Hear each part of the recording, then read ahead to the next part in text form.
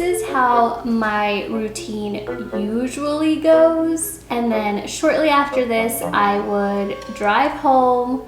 I'd come in and say hi to Ricardo and to Jude, and then I would go upstairs to clock in for my shift. The day that I got laid off, my day also started like this. I think I was a couple of hours in when I received an invite in my email from my big boss. And I thought it was strange because we had previously already had team meetings scheduled, 2 of them. So I just didn't understand why we would have another one, like what other important things would we need to cover outside of what we usually do. And so I pulled it up and I noticed that it was just me and her, and the meeting was only for 10 minutes. And I just thought that that was strange. I was like, what does she need to talk to me about for only 10 minutes? That doesn't make any sense. Now, before this, we had received an email from our CEO about a week prior to this, letting us know that there was going to be 5,000 positions that were going to be impacted and laid off within the next following weeks. The way that I understood it was that it was going to be a lot more of the back-end jobs and duplicate roles within the company. And what we did is considered back-end, but what we did in my department directly impacted our customers as well. And I wouldn't ever consider us a duplicate role because from my understanding, my department was the only one who did what we did, who had the job responsibilities that we did. So I wasn't very worried about it. But obviously I should have been. So after I got that email, I messaged some of my coworkers to see if they had also received an email and an invite from the big boss, which they did, and we were all scheduled at different times, one right after the other. So I kind of, in that moment, I kind of knew. When all of this was happening, Ricardo and Jude had just left to go get our groceries. I text him, and I will insert these lovely text messages that brought up some PTSD for me.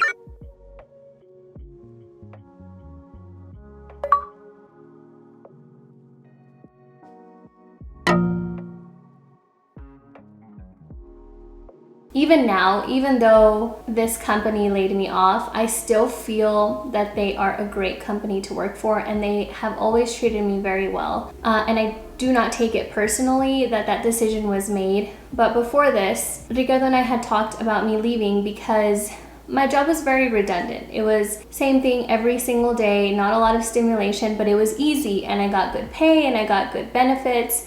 And as a family dynamic, we were already adjusted to what I was doing. My schedule was very flexible. On paper, it was the perfect scenario for me. But I always knew that it wasn't going to be something that I was going to be doing for the rest of my life because I've always wanted to do something creative. I think it was even since December. I'm pretty sure you can find one of the Vlogmas episodes where I talk about wanting to quit my job.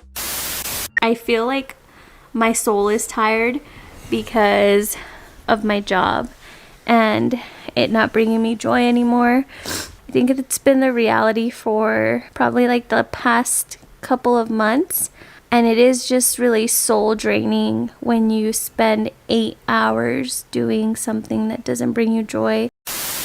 Even since then, Ricardo has been trying to convince me to be a stay-at-home mom so that I can have time to focus on making content. As you guys know, I've been saying for years that I want to be a content creator, that I want to be a YouTuber. I want to make videos for a living. I want to do something creative for a living. And there is nobody in this world that believes in me more than my husband does. So he has been encouraging me to consider either part-time work or staying at home so that I can focus on making content, because we are both big believers in pouring into each other's cups. I feel like I would do anything to make sure that he's happy in whatever role he's in, and he's basically trying to do the same for me because he is already in that role. But see, the thing is, I I don't know if I believe in myself enough. So that's why I just kind of stayed in that position. I was in that position for 5 years, with the company a total of almost 6 years. In October, I would have been 6 years. Another thing is that I am scared to be a stay-at-home mom because I was not raised in the traditional family dynamic where the dad works and the mom stays at home and is a homemaker. For me, it was kind of the opposite. My mom was the main breadwinner of the household, and I started working at McDonald's when I was 14, and I have never not worked. Thinking about not bringing in an income is very scary for me because I feel like it puts me in a vulnerable place. For anyone that doesn't know, there was a time period in my adolescence where my mom and us, her 4 kids, really went through it financially. I still don't know how she did it, especially now being a mom, but she took care of all of us. And so it's scary to think of putting all of that responsibility onto my husband. And that is something that I'm taking into therapy because the reality is that my situation is so much different than what my mom had to go through. I would say that my mom, in that time period, she was in survival mode. And even though that is what I experienced, and that is what's molded into my head, that is not my experience. I think that if there was a perfect time for me to leave my job, it would be right now, because we do have some financial cushion. We were already in the works of selling our old house. I did end up getting a severance package, and that is going to cover a few months of my income. The company is offering to pay me until November, putting the financial aspect apart, which is a huge thing to think about, if not the biggest thing to think about. I'm also scared to be a stay-at-home mom because I don't know if that would be fulfilling. However, Ricardo has done a really good job since the day that I got laid off to make sure that I have time to myself and that I have time to contribute to making content. The week that I got laid off, Jude had just completed her first week of daycare. We had finally made the decision to put her into daycare after months and months of deliberating, and we put her into daycare so that I could keep working. So she finished that week. It was a really rough week, impacting her sleep. She got really bad separation anxiety, and we also really went through it because it was like our whole dynamic was thrown off. And then at the end of the week, I got laid off. So we had to make the decision of, do we keep her in this daycare to keep some sense of normalcy, some sense of routine and consistency, or do we just pull her out?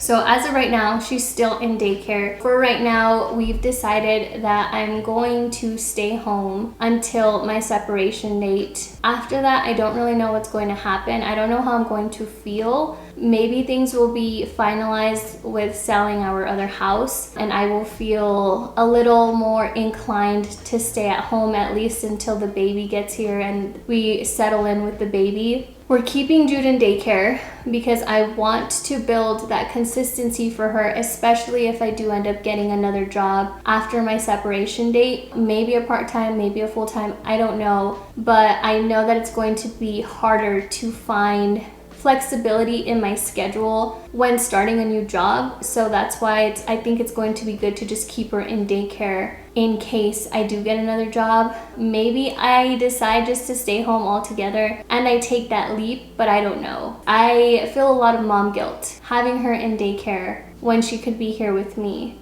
But that's another conversation for another day. For the next month, I am going to continue to focus on being a good mom for Jude, being a good wife for Ricardo, baking this little bun in my oven. I am going to continue to make content, so you guys are going to be seeing a lot of content from me this next month. I was 12 weeks when I got laid off, and that was almost 3 weeks ago. Crazy to think about. Everything happens for a reason, and I really feel like this is God's way of offering me what I have been asking for, and I'm just sitting here saying, okay God, but I'm not ready. Let me tell you something. Like the meme. Wait. Let me tell you something. All right. Let me tell you something.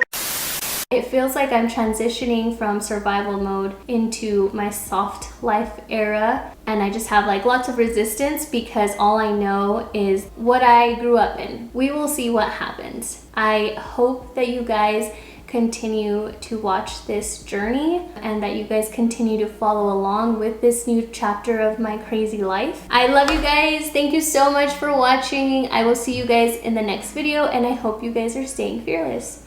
Bye.